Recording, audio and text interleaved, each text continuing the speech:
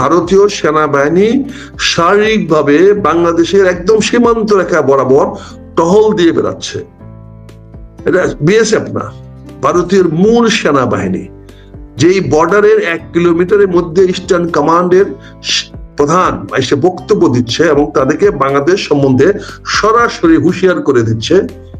সেরকম একটা টান অবস্থায়, সেখানে নিরাপত্তা এরকম একটা অবস্থায় অজিত দোভাল আমাদের খলিল সাহেবের সঙ্গে হাই হেলো ছাড়া কোনো কথা বলবে, এটা পৃথিবীর কেউ বিশ্বাস করে না। তো বাংলাদেশে হইতেও পারে, আমাদের অনেক সময় বাংলাদেশের লোকেরা এসে আমরা বড় প্রচার করি, আমার এই কথা হয়েছে, এইটা হয়েছে, আমরা একতরফা স্টেটমেন্ট দিয়ে দিই, হয়তো অন্যরা সেটা কিছু বলে না।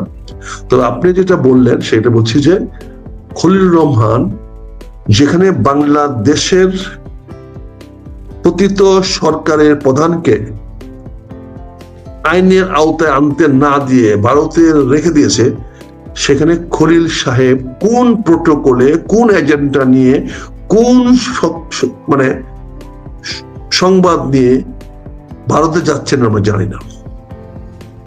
যদি ওনার সেমিনারও হয়ে থাকে, সেই সেমিনারে যাওয়াটাও এই মুহূর্তে কতটুকু সঙ্গত হচ্ছে, এটাও আমার মনে হয় অনেক বিশ্লেষকরাই, অনেক সংশ্লিষ্ট নিরাপত্তা বিশেষজ্ঞরা একটু হতাশ হবেন।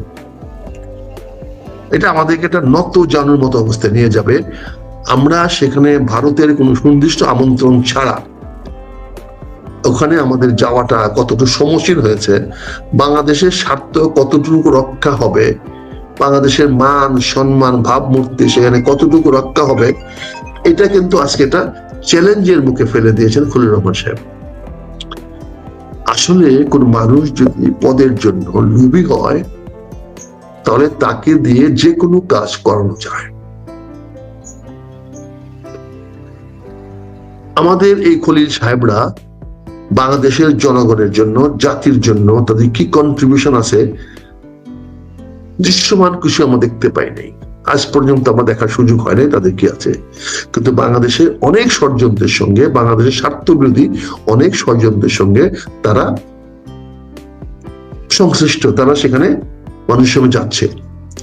কাজে আমি মনে করি এটা আমাদের খলিলুর রহমান সাহেবের দিল্লি যাওয়াটা বাংলাদেশের আরেকটা নৈতিক পরাজয় হলো ভারতের সঙ্গে রাজনীতিতে, যেখানে বাংলাদেশের মানুষ আজকে প্রচন্ড ভাবে ভারত বিদ্বেষী, যারা মনে করে ভারত আমাদের ক্ষতি করার চেষ্টা করছে, সেই জনগণের সঙ্গে কথা না বলে, জনগণের কোনো প্রয়োজন ছাড়া খলিলুর রহমান সাহেব দিল্লি যাওয়াটা আমি মনে করি জনগণের সঙ্গে বিশ্বাসঘাতকতা করা হয়েছে। জনগণের যে আস্থা তার উপরে, সে আস্থার সঙ্গে সে বেইমানি করেছে। এটা হলো আমার ব্যক্তিগত মতামত। আমার মনে হয় জনগণের বৃহৎ অংশ তাই মনে করবে। তৃতীয়ত আপনি যে প্রশ্নটা করেছেন যে ৭৫ উত্তর বাংলাদেশে আওয়ামী লীগের যে অবস্থা হয়েছিল সেটার সঙ্গে আজকের অবস্থাটা তুলনা করছেন। দেখেন, ৭৫-এর 15 আগস্টে একটা সংঘাত হয়েছে আওয়ামী লীগের লোকদের মধ্যে, এবং আওয়ামী লীগের একটি নেতৃত্ব তৎকালীন আওয়ামী লীগের অনুগত সেনাবাহিনীর মাধ্যমে জাতির পিতা বঙ্গবন্ধুকে সপরিবার হত্যা করেছে। এই হত্যার সঙ্গে যারা জড়িত ছিল তারা সবাই সরাসরি আওয়ামী লীগের মন্ত্রী ছিল, সংসদ ছিল। খন্দকার মুস্তাক তো বড় মন্ত্রী ছিল, পানি সম্পদ মন্ত্রী, যে মন্ত্রীটা ভারতের সঙ্গে ফারাক্কা নিয়ে বাহাস করার কথা, অর্থাৎ ভারত বিরোধী, তাই উনি ওই সময় পানি সম্পদ মন্ত্রী ছিলেন। আপনি জানেন ফারাক্কা নিয়ে আমাদের বাংলাদেশের সঙ্গে সংঘাত মুক্তিযুদ্ধের পর থেকে শুরু হয়ে গেছে। সেই সময় সরকারে যারা ছিল তারা সবাই কিন্তু আওয়ামী লীগের লোক ছিল। ওবায়দুর রহমান সাহেব ছিল, চাষী নজরুল ছিল, আপনার এই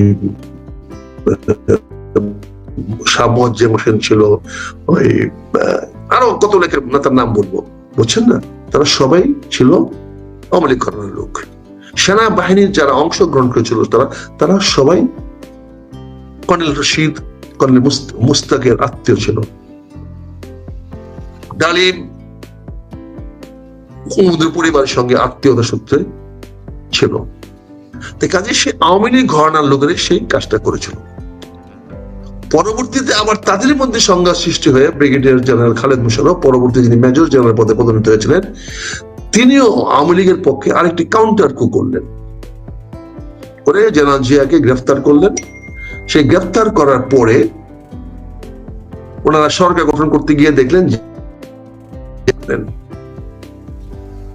তারপরে একটা কাউন্টার রিভলিউশন হলো, যেটাকে আমরা ৭ই নভেম্বরের বিপ্লব বলি, সিপাহী জনতার বিপ্লব। আমরা এখনো বিপ্লব হিসাবে এখনো আমরা এটা বলার চেষ্টা,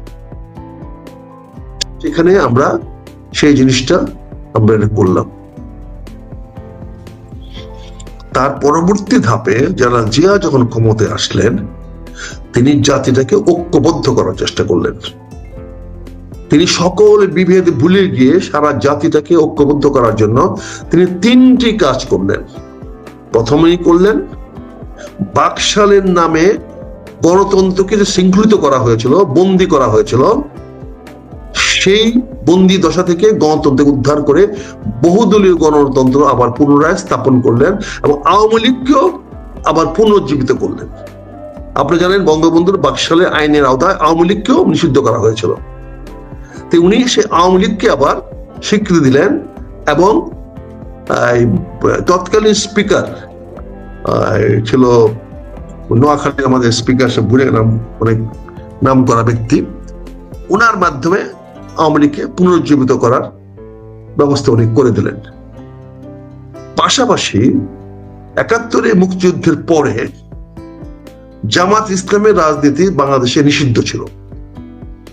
এটা আজকে আপনার অনেক মানুষ ভুলে যাচ্ছে। জামাত ইসলামের রাজনীতি পূর্ণ নিষিদ্ধ ছিল। জামাত ইসলামের নেতা গোলাম আজমকে বাংলাদেশে আসা নিষিদ্ধ ছিল। কিন্তু জেনারেল জিয়া রহমান, শহীদ প্রেসিডেন্ট জিয়া রহমান ক্ষমতা আসার পরে সে জামাতের নেতা জনাব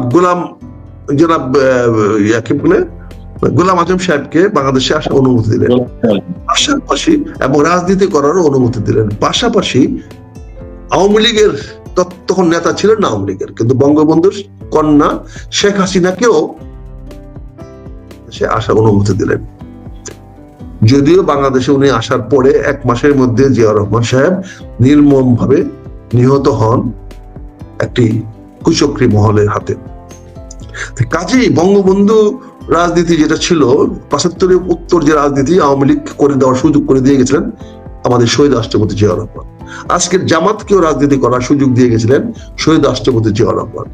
এদেশে গণতন্ত্রকে আবার রাজনৈতিক পটপরিখায় নিয়ে আসার জন্য সুযোগ করে দিয়ে গেছেন আমাদের সম্মানিত বীর মুক্তিযোদ্ধা শহীদ রাষ্ট্রপতি জিয়া রহমান। সেই আদর্শ ধরে বাংলাদেশ আরো প্রায় 50 বছর সামনে এগিয়ে গেল। আজকে আওয়ামী লীগ আবার নিষিদ্ধের দলে পড়েছে। এবার দেখেন ভাগ্যের কে নির্মম পরিহাস, যে আওয়ামী লীগ জামাতকে নিষিদ্ধ করেছিল, আজকে সেই জামাত আওয়ামী লীগকে নিষিদ্ধ করার জন্য সকল প্রচেষ্টা অব্যাহত রেখেছে। সময় কাকে কি বলে। আজকে কিন্তু জিয়া রহমান নাই। আমি জানি না আওয়ামী লীগকে পুনর্বাসন করার জন্য কেউ আসবে কিনা। তবে বিএনপি কিন্তু আবার ঘুরে দাঁড়িয়েছে, আবারও কিন্তু বিএনপির মহাসচিব প্রকারান্তরে আওয়ামী লীগকে পুনর্বাসন করার পক্ষে রায় দিয়েছে। বিএনপি কিন্তু নিষিদ্ধের পক্ষে প্রকাশ্যে অংশগ্রহণ করে নাই এবং সেখানে বলছে বিএনপি অবস্থা হলো জনগণ যদি চায় তাহলে সিদ্ধ হতে পারে। বিষয়টি জনগণের উপর ছেড়ে দিয়েছে। কিন্তু আওয়ামী লীগের চিরশত্রু যে জামাতকে নিয়ে বিভিন্ন সময় রাজনীতি করেছেন, সে জামাত কিন্তু আজকে আওয়ামী লীগকে কোনো ছাড় দিচ্ছে না। ৭১ মুক্তিযুদ্ধের যে প্রতিপক্ষ, আওয়ামী লীগের যে মূল প্রতিপক্ষ, সেই জামাত ইসলাম কিন্তু আজকে আওয়ামী লীগকে ন্যূনতম ছাড় দিচ্ছে না। আজকের এই যুদ্ধটা আওয়ামী লীগ ভার্সেস জামাত ইসলামী, ছাত্রলীগ ভার্সেস ছাত্র শিবির। এখানে বিএনপির অবস্থানটা হলো একটা নিরপেক্ষ অবস্থান। এখানে বিএনপি জামাতেরও বিরুদ্ধে যাচ্ছে না, আওয়ামী লীগের বিরুদ্ধে যেতে চাচ্ছে না। এখানে চাচ্ছে আবার একটা ঐক্য তৈরি হোক, বাংলাদেশটাকে ঐক্য, ভ্রাতৃত্ব এবং সৌহার্দ্যের মাধ্যমে সামনে দিয়ে এগিয়ে নিয়ে যাওয়া যাক। এখন আওয়ামী লীগকে বাঁচানোর জন্য আমাদের আরেকজন মসিহা আসতে হবে। মসিহা কে আসবেন আমি জানি না, তবে ডক্টর ইউনূস চেষ্টা করে গেছেন। উনি যতদিন ক্ষমতায় আছেন আমার মনে হয় না উনি একটা খুব কড়া অবস্থান আওয়ামী লীগের বিরুদ্ধে নিয়েছেন। যদি কড়া অবস্থান নিতেন তাহলে আইসিটি অ্যাক্টে প্রধানমন্ত্রী শেখ হাসিনার বিচার হতো না। কারণ আইসিটি অ্যাক্টটাই তো অ্যাপ্লিকেবল না বাংলাদেশের কোনো মানুষের উপরে, এটা আন্তর্জাতিক অপরাধ। অর্থাৎ বাংলাদেশের কোনো মানুষ কোনো অপরাধ করলে ওই আইনে আনা যাবে। বাংলাদেশের মানুষ কেন আন্তর্জাতিক আইনে বিচার হবে? এটা আজকের দিনে হয়তো মনে হতে পারে যে বিশাল একটা কাজ করতেছি, কিন্তু ইতিহাস আগামী দিন বলবে এটা অবৈধ রায় হয়েছে, অবৈধ বিচার হয়েছে। অতীতে আমরা অনেক দেখেছি। কাজেই আমার তো মনে হয় ডক্টর ইউনূস সাহেব আওয়ামী লীগকে পুনর্বাসন করার জন্যই আইসিটি আইনের অধীনে সাবেক প্রধানমন্ত্রী শেখ হাসিনার বিচারের ব্যবস্থা করেছেন। এখানে উচিত ছিল সেটা বিপ্লবী আদালত করা। বিপ্লবী আদালত করে রমনা রেসকোর্সে বসে বা সোহরাওয়ার্দী উদ্যানে বসে অথবা শহীদ মিনারে বসে ট্রাইব্যুনাল করে গণ আদালতের মাধ্যমে সাবেক প্রধানমন্ত্রী শেখ হাসিনাকে ফাঁসির রায় শুনিয়ে দেওয়া, এবং সেখানে একটি মানে কি বলে একটা ফাঁসি দিয়ে, যেটাকে বলা হয় একটা সিম্বলিক ফাঁসি দিয়ে দেখা যাওয়া যে আমরা ফেসিবাস বিরোধীদেরকে ঘৃণা করি, ধিক্কার দেই এবং তাদেরকে আমরা প্রকাশ্যে ফাঁসি ঝুলিয়ে দিয়েছি। আজকে আইসিটি আইনে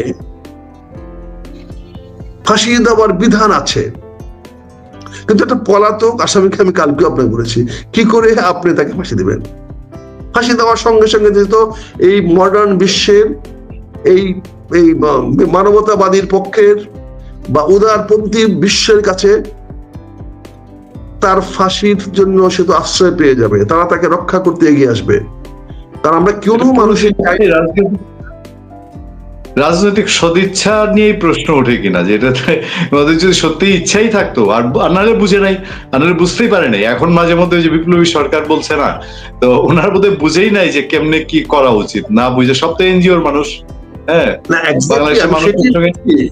কারণ আপনি ওই যে আপনি বলে রাগ করলে হেরে গেলেন, এখানে তো রাগের বসে অনেক কিছু করতে গিয়েছেন, করে গিয়ে কি হলো? আপনি প্রতিশোধ নিতে হলে তো এইভাবে প্রতিশোধ নেওয়া যাবে না। আপনি প্রতিশোধ নেওয়ার কে রে বাবা বলেন? তারা নিজেরা এবি পার্টির লোক যদি প্রসিকিউটর হয় তাহলে কি হবে? এবি পার্টি তো আওয়ামী লীগের শত্রু ছিল না, এবি পার্টি তো আওয়ামী লীগের সহায়ক শক্তি ছিল। আওয়ামী লীগ জামাত থেকে ভাঙ্গায় নিয়ে আসে এবি পার্টি করেছে। এগুলো তো ইতিহাস একদিন বেরিয়ে আসবে, এগুলো তো মানুষ অস্বীকার করতে পারবে না। কাজে আজকে শেখ হাসিনার মসিহা তো ডক্টর ইউনূস। শেখ হাসিনাকে তো বাঁচিয়ে দিলেন। আপনি একবারের একটা রায় তো দুইবার হবে না, এবং সেখানে যদি ফাঁসি দিতে না পারেন তো মানুষেরা হাসবে না? 17 তারিখে আপনি কি হবে বলেন? আপনি দেখেন তো আওয়ামী লীগ এখন ফুরফুরা হয়ে গেছে গা। আপনি কালকে কথাটা বলার পরে কিন্তু আওয়ামী লীগের মানুষের মধ্যে টেনশন মুক্ত হয়ে গেছে গা। মানুষ বুঝে ফেলেছে যে 17 তারিখে আর যাই হোক শেখ হাসিনা ফাঁসি হবে না। এই ফাঁসি না, আরো ফাঁসি আছে, এরকম একটা অবস্থা হয়ে গেছে। এখানে কি হবে? কাজে আজকে আমি বলছি যে আওয়ামী লীগের সামনের দিনটাকে তো পরিষ্কার করে দিলেন ডক্টর মোহাম্মদ ইউনূস। এবং আজকে এই যে আমাদের আলেম সাহেবদের বা ইসলামিক জলসার নামে, ইসলামী সভার নামে যে বিশুদ্ধকারমূলক বক্তব্য দেওয়া হলো, এখানে তো আমরা কাদিয়ানি তো এমন কোনো কিছু না যে বাংলাদেশে তো কোনো প্রাসঙ্গিক হওয়ার কথা না। কয়জন আছে সারা বাংলাদেশে কাদিয়ানি? কতজন লোক আছে বাংলাদেশে কাদিয়ানি?